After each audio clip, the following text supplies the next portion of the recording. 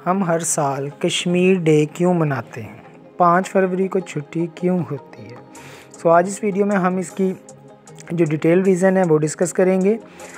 कश्मीर की मैं थोड़ी सी आपको हिस्ट्री बताता चलूँ। कश्मीर उन रियासतों में से है जिनका मसला आज तक हल ना हो सका तकसीम पाकिस्तान से लेकर। जब हिंदुस्तान और पाकिस्तान की तकसीम हुई तो कश्मीर का जो राजा था वो हिंदू था और वो इस रियासत को इंडिया के हाथ बेचकर चला गया, जबकि आवाम जो थी वो मुसलमान थी और वो पाकिस्तान के साथ इल्हाक चाहती थी।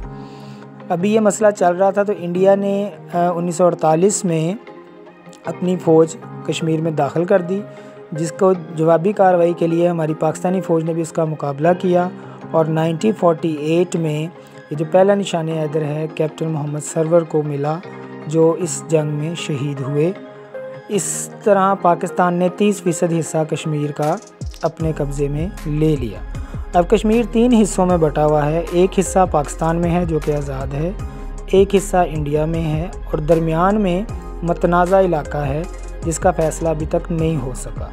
यूएनओ में ये केस पाकिस्तान ने किया और यूएनओ ने ये फ़ैसला किया कि आप कश्मीरियों से रेफरेंडम करवा लें, इलेक्शन करवा लें और देख लें कि जहाँ वो जाना चाहें वो जा सकते हैं, जिस मुल्क की तरफ वो होना चाहें।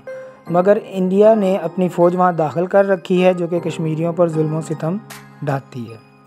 1990 में जो काजी हुसैन अहमद साहब हैं, ये तहरीके जमात इस्लामी के अमीर, उन्होंने ये पाकिस्तान को कॉल दी थी कि हम कोई एक दिन कश्मीर के साथ यौम यकजहती के तौर पर मनाएंगे।